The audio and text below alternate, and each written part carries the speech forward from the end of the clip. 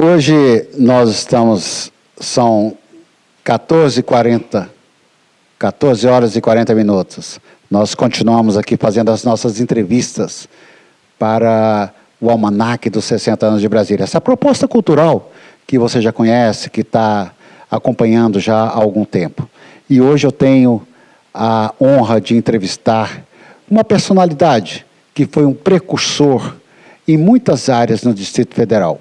Eu estou falando do Dr. Delso, do Hospital Anchieta. Muito boa tarde, Dr. Delso. Boa tarde, Paulo. Boa tarde a quem está nos assistindo. Muito bem. Dr. Delso, como eu já falei para o senhor, nós estamos fazendo uma obra que vai marcar um novo tempo de Brasília, porque Brasília completa 60 anos. E eu gostaria que o senhor começasse essa entrevista contando para nós como é que foi a sua chegada aqui na capital federal. Paulo, Brasília confunde totalmente, eu me confundo também, né, com a história de Brasília, porque eu cheguei jovem ainda, com 18 anos para 19 anos, e vim com o objetivo de complementar meus estudos na área acadêmica.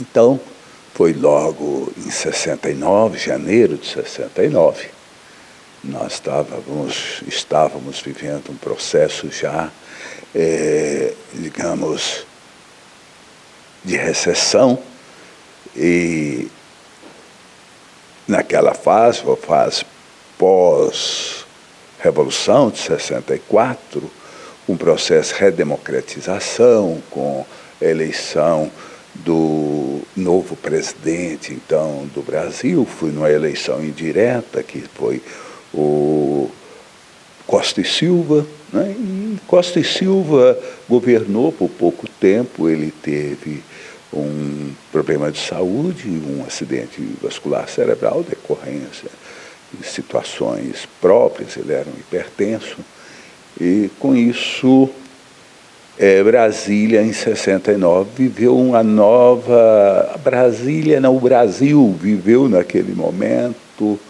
eu diria, hoje as pessoas falam no golpe de 64, uns chamam de Revolução de 64, eu diria que em 64 realmente foi a Revolução, mas o chamado golpe de Estado ocorreu em 69, quando Pedro Aleixo, então vice-presidente, deveria assumir a presidência, e ele foi impedido. Constituiu-se um triunvirato das Forças Armadas, que era composto pelo Exército, Marinha e Aeronáutica, e então aquele trio governou Brasília até o final de 1969, e elegeu entre eles um acordo de sucessão na condução da política do Estado brasileiro, né?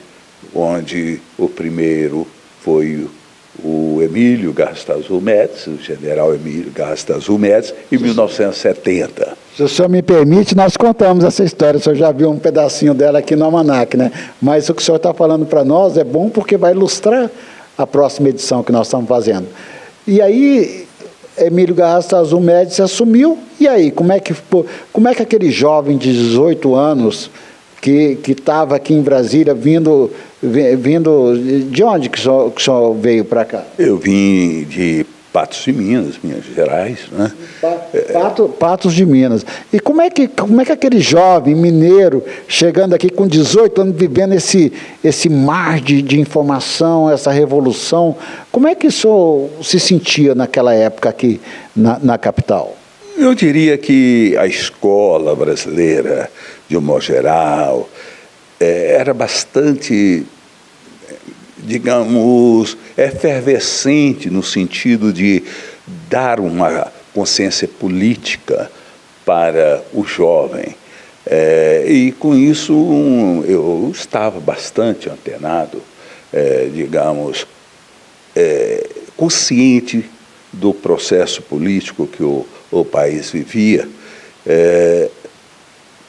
E meu projeto, até antes disso, né, muitas vezes os caminhos mudam, a gente tem que buscar outras opções. Eu gostaria muito de ter seguido uma carreira diplomática, mas eu me desencantei exatamente faltando os 3 meses, 4 meses para prestar o vestibular, pretendia entrar da UNB e fazer Direito, depois fazer Instituto Barão do Rio Branco. Lamentavelmente, eu sofri uma decepção muito grande com o fato de Pedro Aleixo não poder assumir, ter sido impedido de assumir o poder, e veio aquela decepção ainda jovem, né, de que nosso país não está institucionalizado, é um sentimento que eu ia me enveredar por um caminho que eu iria me frustrar muito. Então, o que fazer?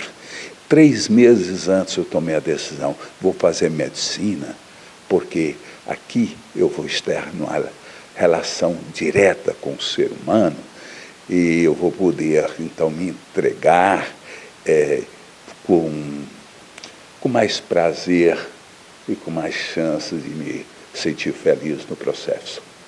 Olha, eu quero falar para você uma coisa. Eu não sei se eu agradeço aquela turma que fez esse golpe, ou se eu bato palmas ou se eu choro.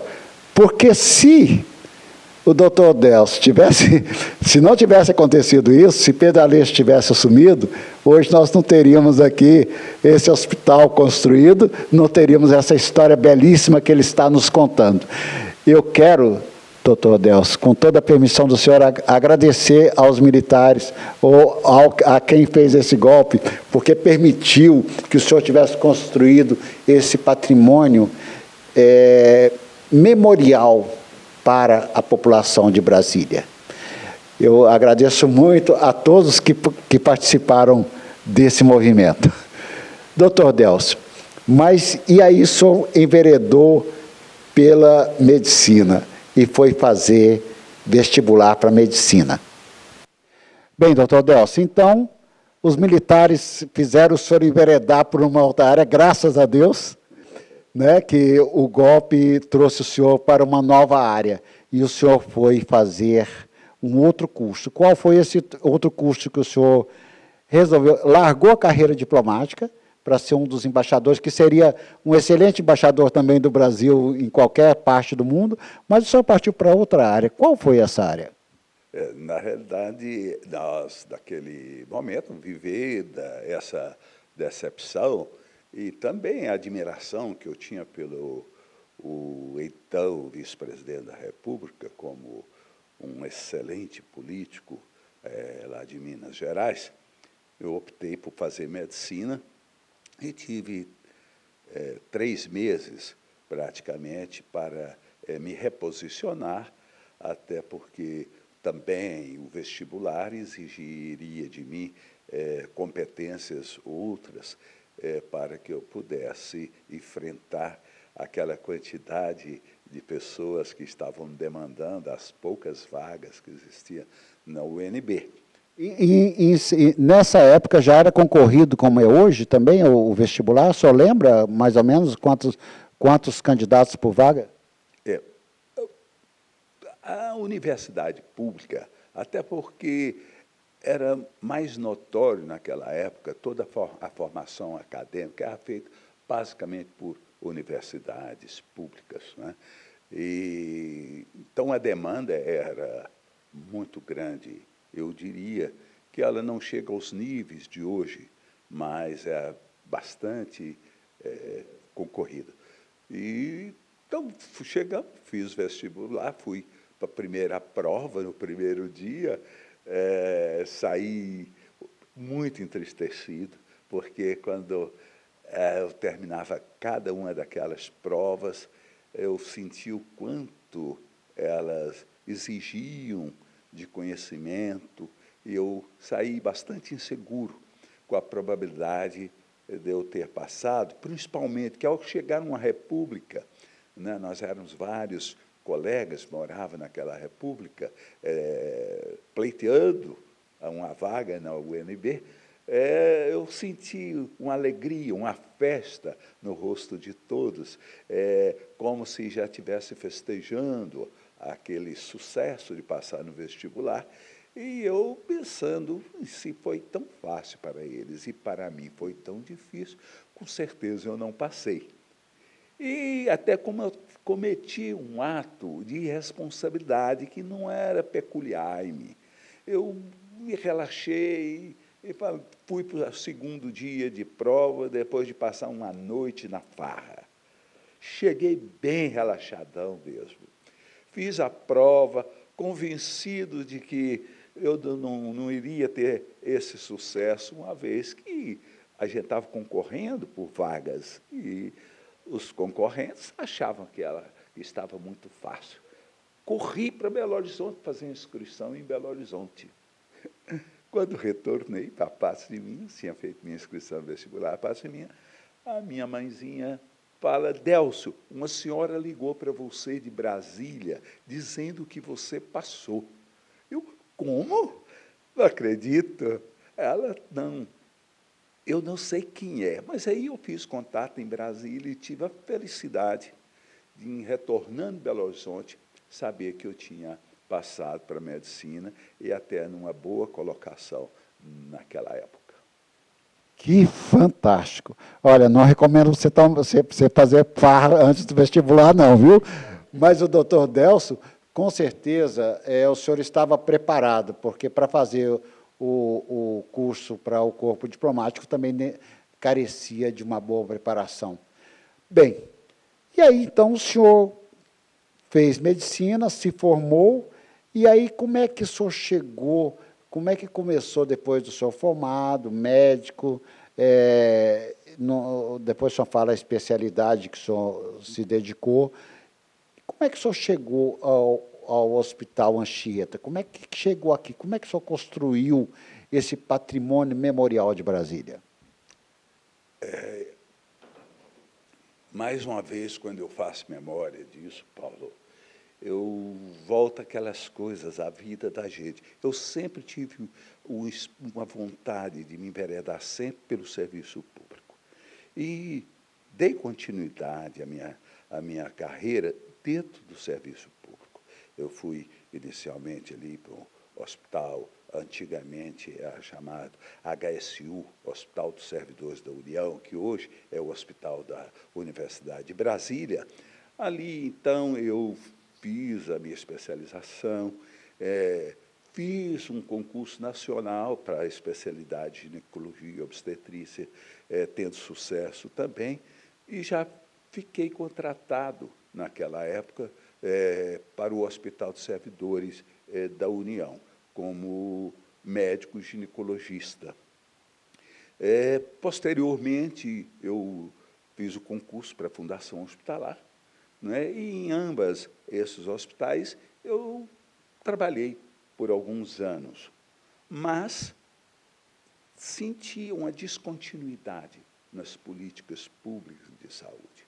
E isso, mais uma vez, me desencantava, porque os programas de saúde, eles eram interrompidos, eles eram feitos de forma, eu diria, política de governo e não política de Estado. E, infelizmente, nós vivemos isso. Então, essa decepção somada me levou para a iniciativa privada, onde, então, eu me afastei do serviço público e me dediquei totalmente à iniciativa privada e com foco, levar a saúde para o local onde o povo onde tivesse demanda. E uma das áreas mais densas de população em Brasília é exatamente aqui, Taguatinga e cidades circunvizinhas. Não tinha nenhum hospital privado aqui. E, então, as demandas de saúde tinham que ser atendidas pelo plano piloto. Os profissionais de saúde não tinham interesse em se estabelecer na periferia. Todos queriam estar ali no plano piloto. E nós trouxemos para nós esse desafio de levar a saúde para junto da população, para perto de quem mais precisava. Foi aí a decisão de iniciar, né, a atividade privada aqui por Taguatinga. Aí o senhor construiu esse hospital. Como é que foi esse trâmite do setor público para o setor privado? Hoje nós vemos que o Hospital Anchieta é uma potência em termos de estrutura, de tamanho, de funcionários, uma referência premiada muitas vezes aqui na capital federal. Como é que o senhor construiu esse patrimônio e o que nós temos hoje? O senhor pode nos falar em metro quadrado, em número de leitos, número de empregados, número de funcionários, de associados? Conte um pouquinho para nós agora a história do Hospital Anchieta. Bom, como nós já comentamos, eu vim para a iniciativa privada, vim para Taguatinga, e aqui nós começamos a reunir com alguns colegas médicos no sentido de definir um projeto que atendesse à demanda dos pacientes, dos cidadãos da região, e que fosse inteiramente privado. Na época, a dificuldade que a gente encontrava, principalmente, era o fato de o corpo de profissionais de saúde tinha muita dificuldade em acreditar que poderia se viabilizar um hospital em Taguatinga. Isso levou um tempo para que houvesse esse convencimento de alguns serviços de saúde, até então operando só no plano piloto, que esses serviços de saúde viessem para Taguatinga.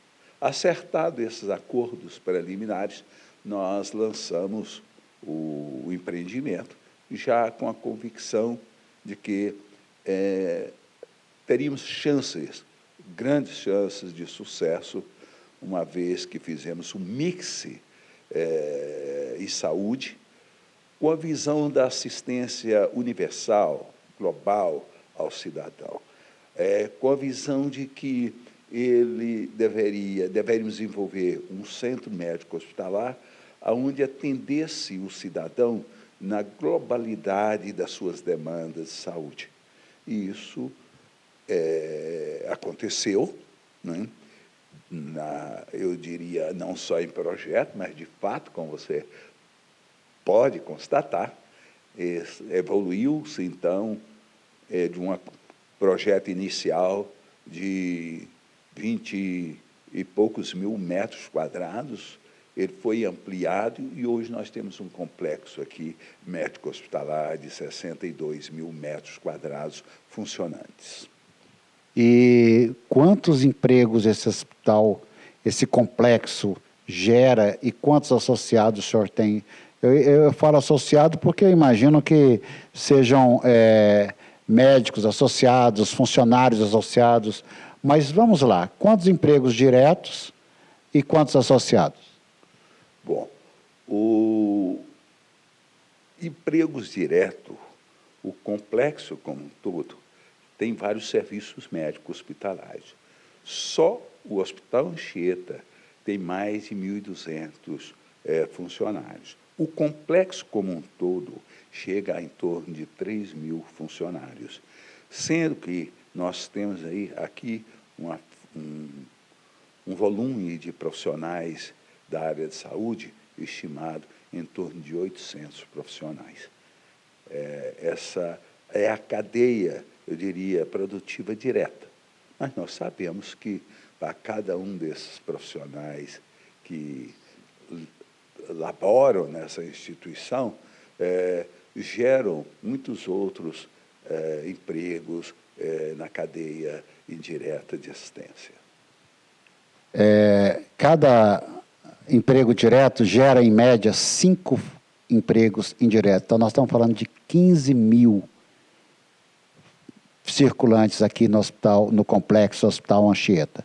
Isso sem falar das suas famílias e de tantos outros, né?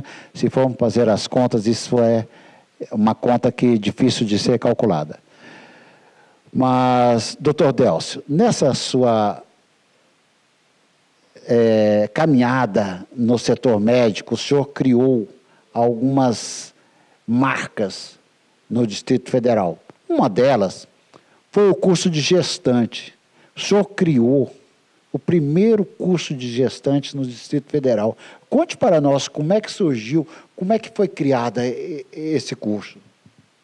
A necessidade faz a gente ficar criativo. Ainda no setor público, trabalhando no único posto de saúde que tinha na Ceilândia, chamado na época posto de saúde número 1, atendia ali 40, 50 gestantes por período, ou matutino, ou vespertino. Aquilo me gerava uma ansiedade muito grande, no sentido de que aquela assistência não estava completa. Eu não tinha tempo suficiente para atender às necessidades daquelas gestantes. Isso me entristecia. Eu precisei buscar uma alternativa, de levar informações para essas gestantes, que era o maior problema delas, era a desinformação. E isso poderia ser feito de forma coletiva.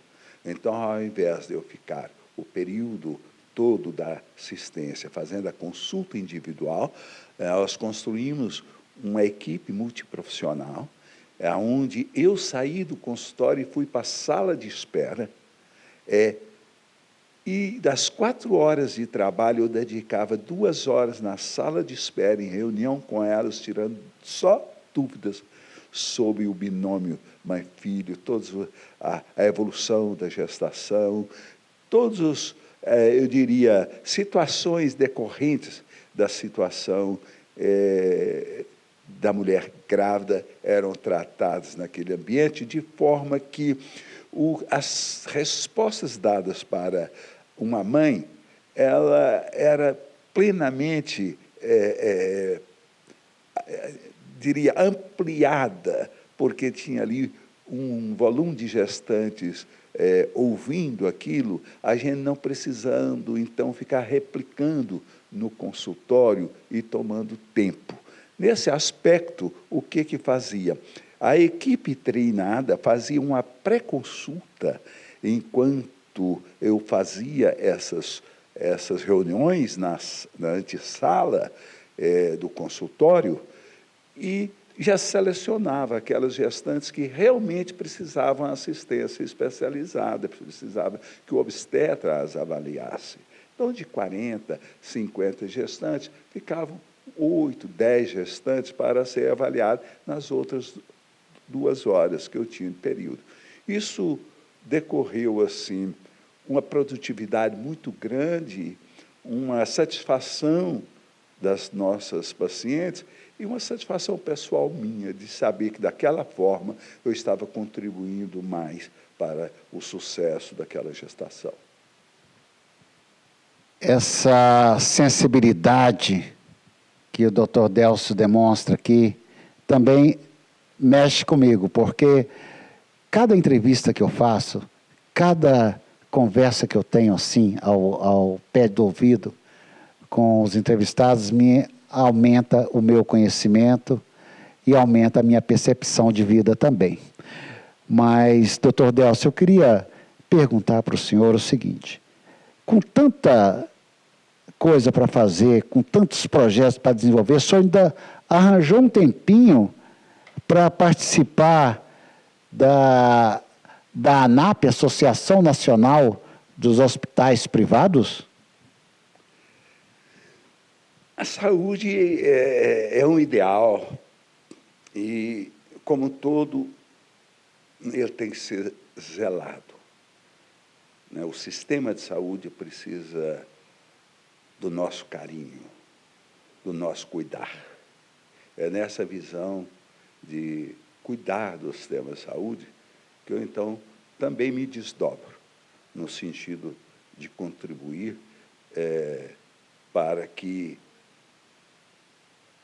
a nossa Associação Nacional de Hospitais Privados possa cada vez mais ser a referência na qualidade dos serviços de saúde que são oferecidos à população. Isso me engrandece. Estou atualmente com a função de conselheiro responsável, representando toda a região Centro-Oeste, Norte e Nordeste.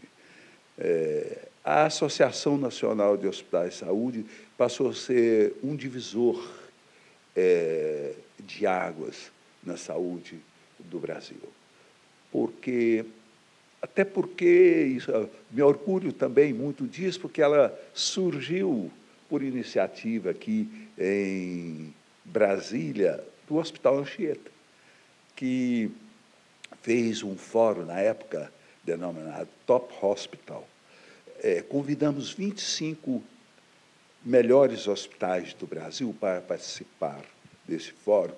Desses 25 hospitais convidados, 23 vieram com seus principais executivos. E aqui descobrimos o óbvio, que os problemas eram os mesmos. Então, nós tínhamos que nos dar as mãos para enfrentá-los. E surgiu disso aqui um compromisso, chamado Carta de Brasília, que redundou 6 meses depois na fundação da Associação Nacional de Hospitais Privados, com propósitos, diretrizes bem definidas no sentido de qualificar continuadamente o sistema de saúde brasileiro. Hoje, a ANAP, além de diretrizes para os seus hospitais associados, serve de referência, diretrizes para outras instituições de saúde, inclusive públicas. Além de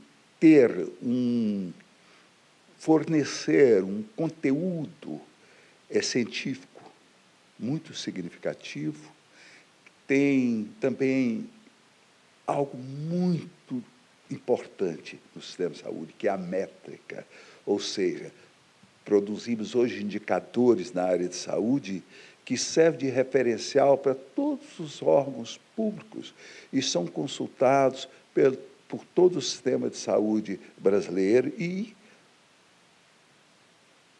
com a alegria de saber que tem hoje a respeitabilidade internacional a nossa Associação Nacional de Hospitais. Ou seja, esse esforço coletivo que fizemos tem redundado numa coesão maior e numa busca continuada de atender aqueles propósitos, de melhorar o sistema de saúde nosso. Olha só que coisa fantástica. Então, mais uma coisa que nós acabamos de saber, a ANAP, Associação Nacional de Hospitais Privados, foi fundada aqui no Hospital Anchieta. Doutor Delcio, estamos caminhando para o final dessa entrevista, brilhante entrevista, uma das melhores que eu já fiz, mas eu ainda preciso fazer mais 2 perguntas para o senhor. A primeira pergunta é o seguinte: um homem de sucesso, um empresário de sucesso, ele, às vezes, tem que abdicar um pouquinho da família para poder tocar os seus projetos pessoais. O senhor fez isso também? Ou a sua família, os seus filhos estão com o senhor nesse projeto? Eu tenho a felicidade de ter podido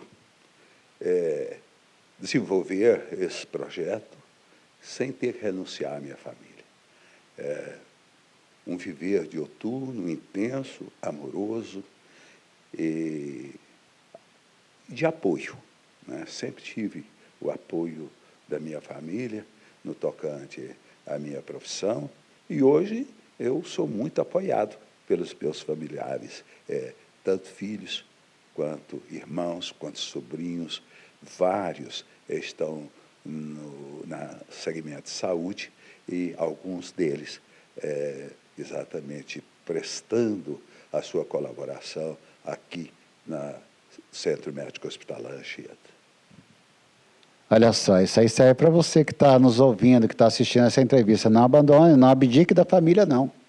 Porque a família são os seus sucessores, seus filhos são os seus sucessores. E é importante que o Dr. Delcio está nos contando, porque muitas vezes a gente tem visto que, às vezes, os pais abandonam suas famílias. Cuide da sua família, que é o bem mais importante que você tem. Dr. Delcio, eu quero novamente falar para o senhor o seguinte: primeiro, a gente faz o anuário brasileiro que o senhor conheceu, e eu quero os dados da ANAP para publicar na próxima edição desse almanaque, que a gente faz todos os anos, viu? Vou precisar desses dados, porque a publicação é recheada de dados estatísticos, populacionais. Eu vou passar. Você está ali com o anuário. A ANAP produz um anuário. Ah, está aqui. Está aqui. Que nós denominamos Observatório Nacional. Aqui você tem um relato completo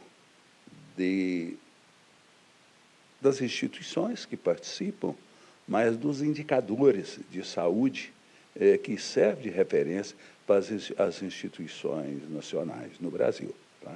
Então, esse exemplar eu posso passar. Tá? Eu agradeço o presente que eu estou recebendo. É a 11ª edição do Observatório 2019 da ANAP, Associação Nacional de Hospitais Privados. Daqui nós vamos tirar mais um conteúdo para publicar no nosso Anuário Brasileiro de Economia, Turismo e Meio Ambiente. Dr. Delcio, como eu já falei para o senhor, nós estamos fazendo o almanaque dos 60 anos de Brasília. Brasília completa agora em 2020, 60 anos. E eu gostaria agora que o senhor mandasse um abraço, um beijo, um carinho especial para essa cidade que lhe acolheu ali com seus 18 anos, que tantas aventuras o senhor passou aqui por esta capital. Fale com Brasília agora, que faz 60 anos daqui a alguns meses. Eu quero mandar, sim, o meu abraço de gratidão por todos aqueles que acreditaram no sonho desse fantástico brasileiro, Juscelino Kubitschek, de que eu tenho muito orgulho por ser médico também e por ser mineiro, um político da melhor qualidade, inspirador de todos nós. Então, fica aqui a minha gratidão, Juscelino. Essa emoção, quase que eu vi uma lágrima rolando aqui, que o Dr. Delcio teve aqui agora, nesse depoimento final, também é minha emoção, minha gratidão a você, Brasília, por ter me acolhido aqui também, desde quando meu pai veio com um caminhãozinho lá de Catalão. Muito obrigado, Brasília. Você merece essa homenagem que nós estamos construindo para você. Um abraço.